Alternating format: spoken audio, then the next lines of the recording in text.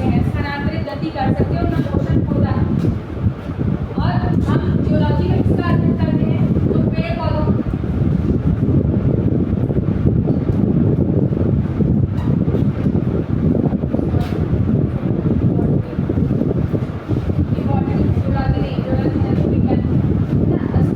Correct कर लीजिएगा, कल भी शायद जियोलॉजी की लिखवाया था मैंने बॉटनी करिए। फादर ऑफ बॉटनी किसे कहते हैं, थियोफ्रास्टस। इसके अंतर्गत हम क्या करते हैं, पेड़ पौधों का या पादप, प्लांट्स को पादप बोला जाता है, हिंदी में पादपों का अध्ययन करते हैं। पादप कौन होते हैं, जो स्थानबद्ध गति करते हैं, स्टेशनरी मोशन पे रहते हैं, इधर से उधर शिफ्ट तो नहीं हो सकते। उसको सुधार लीजिएगा जरूर, मेरी गलती थी ना, उसको करेक्ट कर लीजिए आप लोग अभी को। ठीक है, जीवन की मूल, अब पहले हमको पढ़ना है बायोलॉजी, फिर हम पढ़ेंगे बाद में बॉटनी। तो जीवन की मूलभूत इकाई, जीवन की मूलभूत इकाई क्या होती है, सेल। और सेल की स्टडी को कहा जाता है क्या, साइटोलॉजी। ठीक है, स्टडी ऑफ सेल क्या कहलाता है, साइटोलॉजी। सेल जहाँ भी आएगा साइटो टाइप का ऐसा कुछ लगा हो। ठीक है, तो सेल का इन्वेंशन सबसे पहले किसने किया, रॉबर्ट हुक ने। इसलिए फादर ऑफ सेल किसे कहा गया, फादर ऑफ सेल ये भी रॉबर्ट, और फादर ऑफ साइटोलॉजी ये भी कौन है, रॉबर्ट हुक। सेल की स्टडी को क्या कहते हैं, साइटोलॉजी। अब जो ये रॉबर्ट हुक ने सेल को इन्वेंट किया था, ये एक डेड सेल, ध्यान रखिएगा, पहला सेल रॉबर्ट हुक, लेकिन जो पहला सेल खोजा गया था वो डेड था, मृत कोशिका थी, जीवित नहीं थी। मृत कोशिका कैसे, पूरी कटे हुए पेड़ की छाल ली उन्होंने ना, आपने उन्होंने वास्तव में क्या किया था, आपने एक कांच की बॉटल ऐसी देखी होगी जिसमें से जेल निकलता है, उसमें से लकड़ी का ऐसा कॉर्क लगा हुआ होता है ना, टीवी वगैरह में देखी होगी, आप शो पीस में भी आती है, ऐसे लकड़ी का ढक्कन होता है उसमें फंसाने वाला। तो उसमें जब उन्होंने कॉर्क, उसको बोलते हैं कॉर्क, जब उन्होंने कॉर्क को देखा माइक्रोस्कोप से तो उन्हें कुछ ऐसा दिखा, ऐसी कुछ संरचना दिखी, इस टाइप के स्ट्रक्चर दिखा माइक्रोस्कोप से।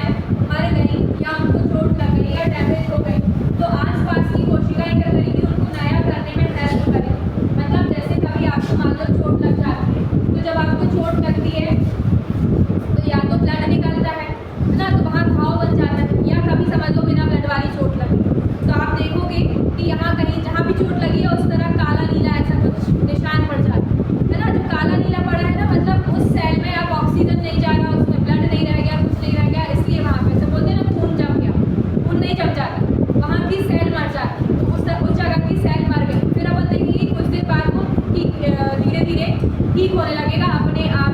मतलब क्या है, उस आसपास की कोशिकाओं ने उसको हेल्प करी है उसको वापस से जीवित करने में। उसी को कहते हैं पुनरुद्भवन क्षमता, रीजनरेट करने में, वापस से नई बन जाती है। मतलब मरी हुई कोशिकाएं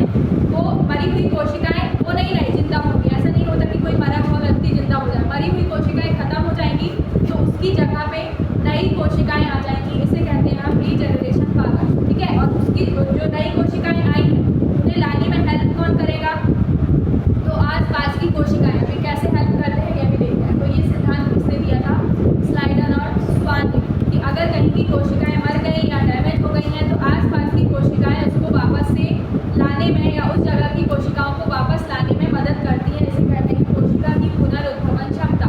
और ये सबसे कम होती है दिमाग में, सबसे कम ब्रेन में या मस्तिष्क में, और सबसे अधिक होती है लीवर में। मानव की बात कर रहे हैं, सबसे अधिक होती है लीवर में या फिर सबसे कम ब्रेन में होती है। मतलब अगर ब्रेन की कोशिकाएं डैमेज हुई, सबसे कम कह दो या जीरो कह दो, अगर ब्रेन की कोशिकाएं डैमेज हुई तो आपका ब्रेन कभी भी वापस नहीं आता। इसलिए हेलमेट लगाने की सलाह दी जाती है। खुदा ना खास्ता थोड़ा बहुत कुछ हुआ तो गए, कभी वापस नहीं आएगा, है ना। लेकिन टाइफाइड या कुछ ऐसा इंजरी हो जाती है आपको कि लीवर थोड़ा सा, जैसे अपना डायरिया हो गया, टाइफाइड हो गया या लूज मोशन होते हैं, तो ऐसा बोलते हैं ना लीवर इफेक्ट हो गया या लीवर थोड़ा सा डैमेज हो गया। यदि लीवर को थोड़े दिन आराम देंगे ना तो अपने आप को फिर से वैसे ही हो जाए। तो लीवर को बहुत ज़्यादा ज़रूरत नहीं होती है, क्योंकि सबसे ज़्यादा होती है उसमें पुनरुद्भवन क्षमता, बहुत जल्दी रिकवर हो जाता है। आपको किसी को टाइफाइड हुआ होगा तो डॉक्टर